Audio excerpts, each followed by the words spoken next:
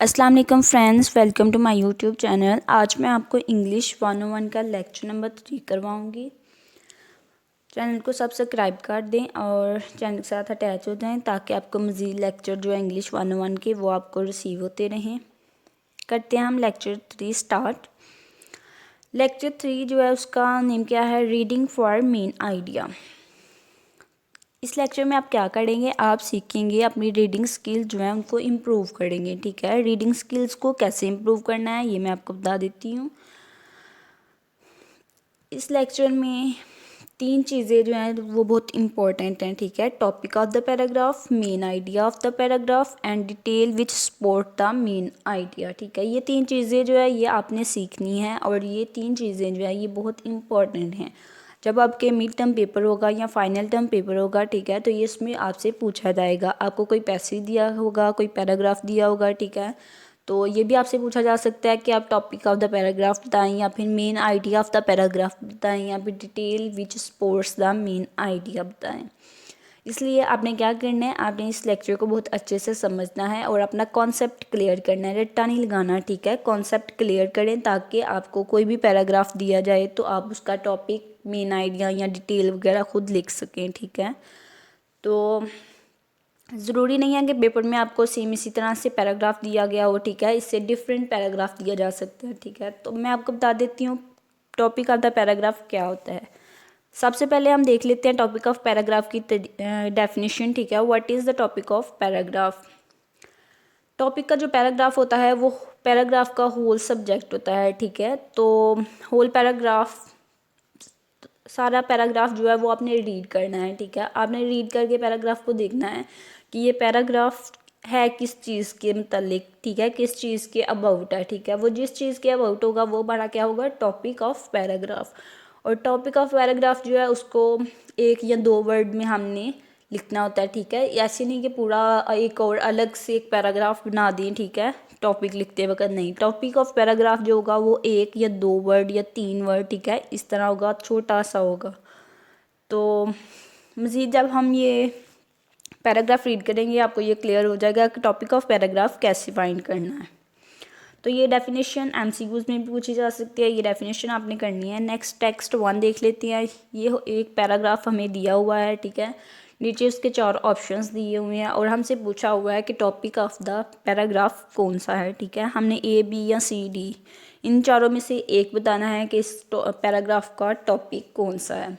उसके लिए हमें क्या करना होगा, हमें ये पैराग्राफ जो है होल पैराग्राफ इसको केयरफुली रीड करना होगा, इसको अंडरस्टैंड करना होगा। ठीक है, तो हम शॉर्टली देख लेते हैं। अगर मैं सारा पैराग्राफ रीड करने लगूँ, ठीक है, तो बहुत टाइम लग जाएगा। तो शॉर्टली मैं आपको थोड़ा सा बता देती हूँ कि ये पैराग्राफ किस अबाउट है कि। ठीक है, तो new spices of plants are being discovered. ठीक है, ये स्टार्टिंग से ही आपको पता चल रहा है। ठीक है, स्पाइसेस ऑफ प्लांट्स, प्लांट्स के रिलेटेड है ये पैराग्राफ। ठीक है, discovered every year, it is estimated that yearly average higher groups. ठीक है, तो एक और बात मैं आपको बता देती हूँ कि टॉपिक ऑफ द पैराग्राफ जो है ये नॉर्मली टॉपिक के स्टार्ट पे, स्टार्टिंग जो लाइंस होती है उनमें होता है। ठीक है, यहाँ पे ये जो एंड वाली लाइंस होती है उनमें हमें मिल जाता होता है। Most scientific who do these things are systematic most certainly. ठीक है, तो know their proper scientific names and their relation. आपने क्या करना है, आपने भी इस पैराग्राफ को अच्छे से रीड करना है। ठीक है, मैंने ये पहले भी किया हुआ है इसलिए मुझे पता है कि ये पैराग्राफ किस से अबाउट है, किस से रिलेटेड है। ठीक है, तो उसने क्या ऑप्शन दिए हुए हमें, रोल ऑफ द टैक्सोनोमिस्ट। ठीक है, नहीं, टैक्सोनोमिस्ट का जो रोल होता है, जो किरदार होता है वो तो यहाँ पे हमें नहीं बताया होगा। ठीक है, नेक्स्ट ऑप्शन देख लेते हैं, new plant spices. New plant species के बारे में है। ठीक है, तो प्लांट साइंस, प्लांट की जो साइंस है, कैसे पौधा बनता है, ये इस तरह से तो हमें नहीं बताया हुआ है। ठीक है, एक वर्ड ये देखिए, क्लासिफिकेशन इधर यूज़ हुआ है। ठीक है, क्लासिफिकेशन, और ऑप्शन डी में इधर भी क्लासीफाइंग है। ठीक है, importance of classifying new plant species. ठीक है, तो स्पीसीज़, तो जो ऑप्शन होगा, ठीक है, जो टॉपिक ऑफ द पैराग्राफ होगा, आपने उसमें एक चीज़ देखनी है कि पैराग्राफ में से एक वर्ड ऐसा होगा जो उस टॉपिक्स एंड पैराग्राफ में होगा, ठीक है। जैसे कि देखिए पैराग्राफ में क्लासिफिकेशन है और यहाँ पे हमारे पास ऑप्शन में भी क्लासिफाइंग है, इट्स मीन कि यही इसका टॉपिक ऑफ पैराग्राफ है, ठीक है। तो ये मैं हाईलाइट कर देती हूँ। नेक्स्ट देख लेते हैं पैराग्राफ 2। इसमें हमें क्या पता हुआ ग्रुप्स के बारे में। The term groups has long been pivotal concept of sociology. A group is any number of human beings, ठीक है। तो ये देखिए हमें स्टार्टिंग से ही पता चल रहा है ये ग्रुप को डिफाइन कर रहा है, ठीक है। ग्रुप की डेफिनेशन उसकी तारीफ है। अ group is any number of human beings, ठीक है। इन रेसिप्रोकल कम्युनिकेशन, इट्स मीन के ये ग्रुप को डिफाइन कर रहा है, ठीक है। आपको पता है ना जब हम किसी चीज़ को डिफाइन करते हैं हम ऐसे ही लिखते हैं, ठीक है। तो नीचे देख लेते हैं communication in groups, definition of a group, ठीक है। अ group is an number of human beings, तो ये डेफिनेशन ऑफ अ ग्रुप ही है, ठीक है। इसको हाईलाइट कर ले बिकॉज ये देखिए ग्रुप में कोई कहीं भी साइज़ वगैरह नहीं बताया हुआ, ये नहीं बताया हुआ कि लिमिटेशंस हैं कुछ इसकी, ठीक है। कि इसलिए ये देखे बताया हुआ communication need not to be face to face और वर्ड आर ऑफ माउथ, ठीक है। तो इसमें ऐसी कोई लिमिटेशंस नहीं है, इसलिए हमारा थर्ड वाला ऑप्शन जो है ये भी रॉन्ग है। और साइज़ ऑफ द ग्रुप ये भी रॉन्ग है कि इतने साइज़ का ग्रुप होगा, ऐसा भी कुछ नहीं इसमें बताया हुआ, ठीक है। तो ये डेफिनेशन ऑफ अ ग्रुप इसका ऑप्शन बना। नेक्स्ट टेक्स्ट देख लेते हैं। इसमें उसने हमें ऑप्शन नहीं दिए हुए, ठीक है। इसमें हमने खुद से लिखना है। तो मैंने आपको बताया था कि पैराग्राफ के स्टार्ट में या एंड पे, ठीक है, एंड वाली जो लाइंस होंगी उनसे हमें पता चल जाएगा कि इसका टॉपिक क्या है। आप केयरफुली रीड कर लेती हैं इसको। प्लांट्स ऑब्जर्व, ठीक है। इसमें क्या बताया हुआ है कि प्लांट्स जो हैं वो वाटर ऑब्जर्व करते हैं, मिनरल सॉल्ट वर्ड्स ऑब्जर्व करते हैं, ठीक है। और ऑक्सीजन और कार्बन डाइऑक्साइड जो है एटमॉस्फेयर से लेते हैं। और क्या मैन्युफैक्चर करते हैं, शुगर, फैट्स, प्रोटीन्स, ये सारी चीज़ें जो हैं ये मैन्युफैक्चर करते हैं। और they conduct malaria from one part of plant to other, they respire, they grow, ठीक है, वो बढ़ते हैं। They react to environment in which they live, ठीक है। ये देखिए एक वर्ड यहाँ पे इन्वायरमेंट यूज़ हुआ है कि वो इन्वायरमेंट में रिएक्ट करते हैं, इन विच दे लाइव जिसमें वो होते पौधे बढ़ते हैं, ग्रो करते हैं, ठीक है। दे प्रोड्यूस जिसमें वो बनते हैं, ठीक है। In short plants carry on number of activities, ठीक है। दे डू वर्क, वो काम करते हैं, ठीक है। दे हैव फंक्शंस, उनके कुछ फंक्शंस होते हैं। प्लांट फिजियोलॉजी, ठीक है। इन शॉर्ट ये देखिए दो वर्ड यहाँ पे यूज़ हुए हैं, एक इन्वायरमेंट और एक physiology. Plant physiology is the area of botany concern with the study of these activities and functions, ठीक है। ये देखें एक्टिविटीज़ और फंक्शंस ऊपर उसने डिस्क्राइब किए हुए हैं। इन शॉर्ट उसने बता दिया कि ये एक्टिविटीज़ और जो फंक्शंस हैं ये क्या है, ये फिजियोलॉजी है। तो इसका टॉपिक सेंटेंस हम लिख सकते हैं, ठीक है। इन्वायरमेंट फॉर प्लांट्स, ठीक है। यहाँ पे लिख सकते हैं प्लांट फिजियोलॉजी। ये दो इसके टॉपिक पैराग्राफ मान रहे हैं, ठीक है। ये दोनों में से आपने जो लिखना है वो लिख सकते हैं। इसी तरह आपने भी फाइंड करना है, ठीक है। फुल पैराग्राफ को रीड करना है और उसमें देखना है कि जो मेन वर्ड होगा, ठीक है, उस मेन वर्ड को लेके आपने उसका टॉपिक ऑफ पैराग्राफ बना लेना है। नेक्स्ट देखते हैं कि यहाँ पे कुछ शॉर्ट एक्सरसाइजेस दी हुई हैं तकरीबन एक लाइन की, ठीक है। उनको देख के हमने बताना है कि टॉपिक सेंटेंस क्या है, ठीक है। टॉपिक सेंटेंस क्या होता है, ठीक है। तो एक हमें पूरा पैराग्राफ दिया होता है, ठीक है। उस पैराग्राफ का जो निचोड़ होता है एक लाइन में, ठीक है, एक लाइन का उस पैराग्राफ का निचोड़ होता है, उसे हम क्या कहते हैं, टॉपिक सेंटेंस।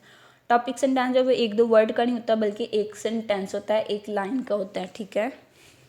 तो टॉपिक सेंटेंस देख लेते हैं यहाँ से। एक्सरसाइज जब मैं करती हूँ सॉल्व, ठीक है, तो आपको भी समझ आ जाएगी कि आपने कैसे फाइंड करना है। फर्स्ट हमें क्या टॉपिक सेंटेंस दिया हुआ है, the Nile the largest river in Egypt is unique because it.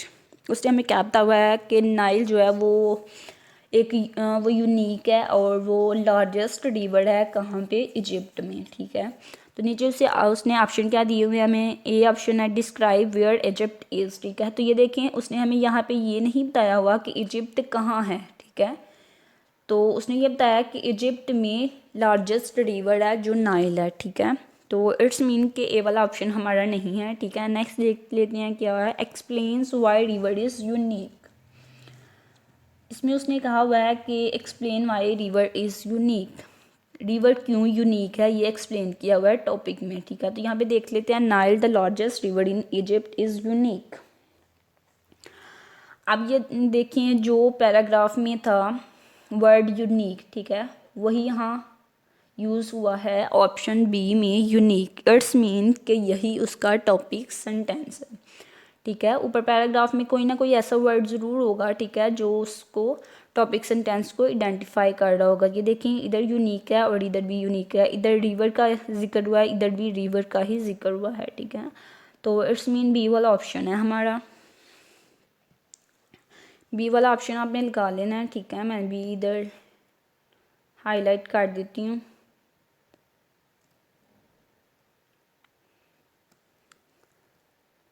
ये टॉपिक सेंटेंस आपको फाइंड करना आना चाहिए, ठीक है। इसमें आपकी असाइनमेंट होगी, उसमें भी आपको ये आएगा कि आपने टॉपिक सेंटेंस फाइंड करें, ठीक है, मेन आइडिया फाइंड करें। और जब आपका पेपर होगा तो पेपर में भी आपसे ये पूछा जाएगा। नेक्स्ट है topic sentence, a little known story about M A Jinnah tells about his manner of thinking.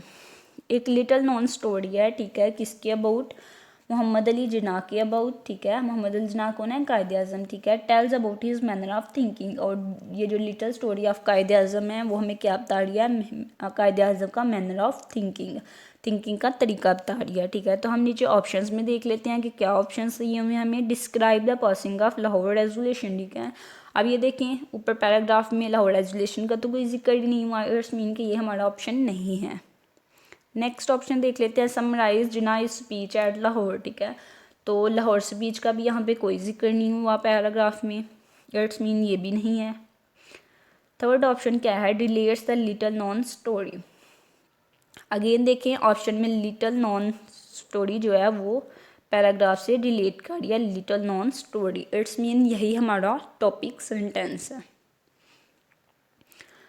Next इसको हाईलाइट कर लें।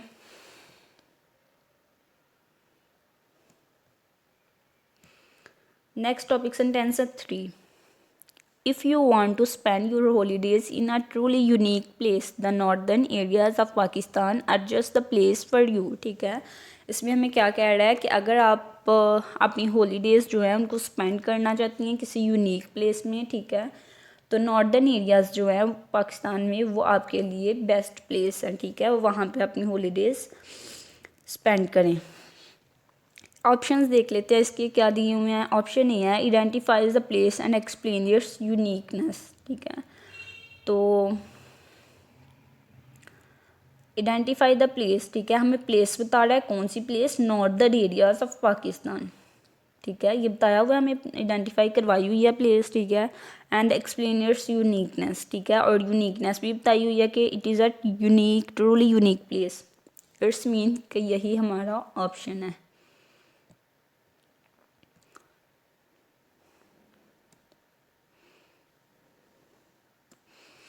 नेक्स्ट ऑप्शन भी वैसे देख लेते हैं, ठीक है, आपको समझाने के लिए, ठीक है। Explain the physical and emotional importance of holidays, ठीक है। यहाँ पे ये देखें कोई भी ऐसी बात नहीं बताई हुई फिजिकल और इमोशनल के बारे में, ठीक है।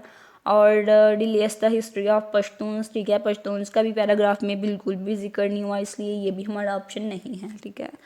तो उम्मीद है आपको समझ आ गई होगी टॉपिक सेंटेंस कैसे फाइंड करना है।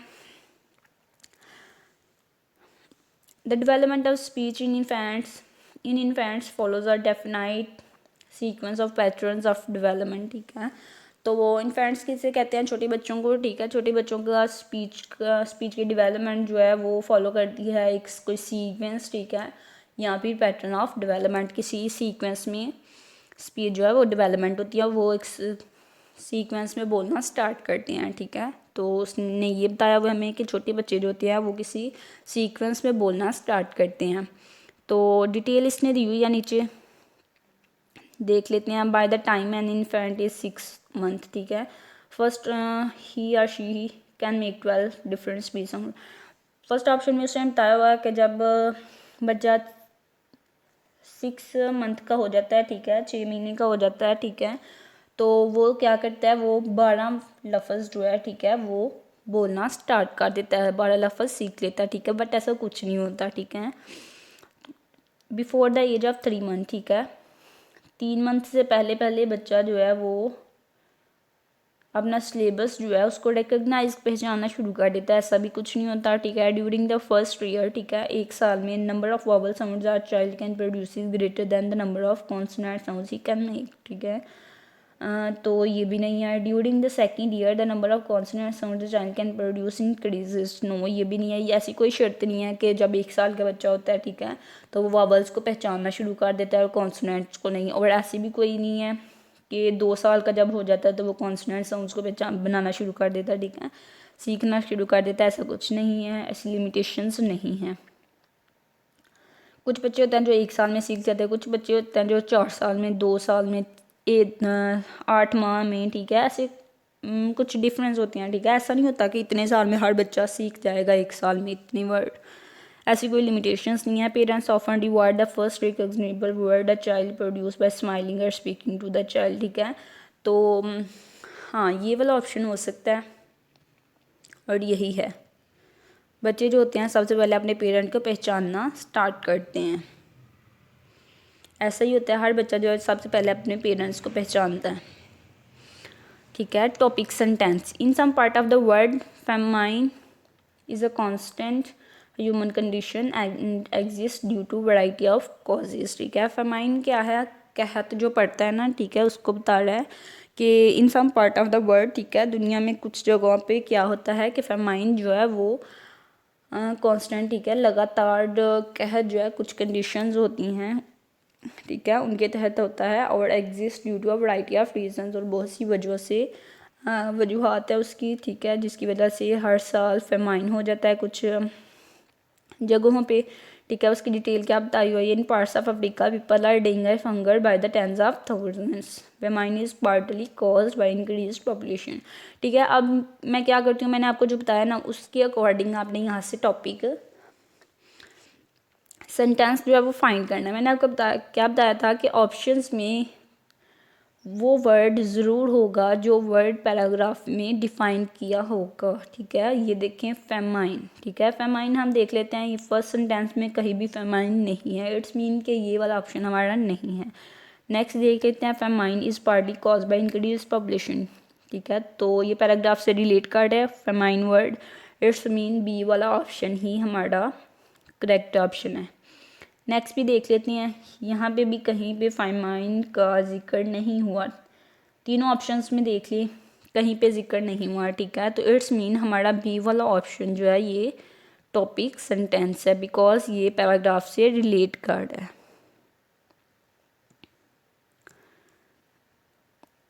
नेक्स्ट है topic sentence, An individual deals with an anxiety is a variety of ways and produces a wide range of responses, ठीक है।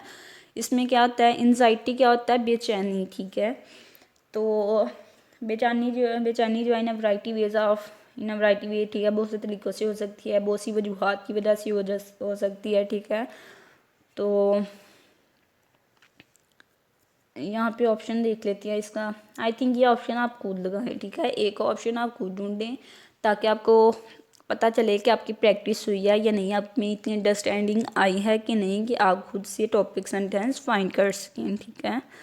तो यहाँ पे हमारा लेसन जो है वो कंप्लीट हो गया है, और इस लेसन में आपने क्या सीखा है, आपने अपनी रीडिंग की जो स्किल थी, ठीक है, उसको इम्प्रूव किया है, ठीक है। अगर आप किसी पैराग्राफ को समझ के पढ़ेंगे, ठीक है, उसको समझने की कोशिश करेंगे तो इंशाल्लाह क्या होगा, आपको तीनों चीज़ें जो है वो क्लियर हो जाएंगी कि पैराग्राफ का टॉपिक क्या है, मेन आइडिया क्या है और डिटेल क्या है, ठीक है। ये 3 चीज़ें ही आपने इस लेक्चर में सीखनी थी, और ये 3 चीज़ें बहुत इंपॉर्टेंट हैं, ये आपको असाइनमेंट में भी पूछी जा सकती हैं और फाइनल पेपर्स में भी और मिड टर्म पेपर्स में भी। सो आपने इनकी ज़्यादा से ज़्यादा प्रैक्टिस करनी है। नेक्स्ट लेक्चर जो है वो लेक्चर 4 है, वो हम नेक्स्ट वीडियो में करेंगे। तब तक आपने क्या करना है, आपने ज़्यादा से ज़्यादा पैराग्राफ की प्रैक्टिस करनी है, ठीक है। कोई भी बुक ले लें इंग्लिश की और उसमें पैराग्राफ्स रीड करें, उसको टॉपिक सेंटेंस जो है उसको आइडेंटिफाई करने की कोशिश करें। इसमें जो हमने देखा है वो हमने लेक्चर 3 में टॉपिक सेंटेंस और पैराग्राफ का टॉपिक जो है ये 2 चीज़ें सीखी हैं, ठीक है। मेन आइडिया, ठीक है, वो जो है वो हम नेक्स्ट जब लेक्चर 4 करेंगे उसमें आपको समझ आ जाएगी कि पैराग्राफ का मेन आइडिया क्या है। तो चैनल को सब्सक्राइब कर दें और वीडियो को लाइक कर दें और अपने फ्रेंड्स के साथ ज़्यादा से ज़्यादा शेयर करें।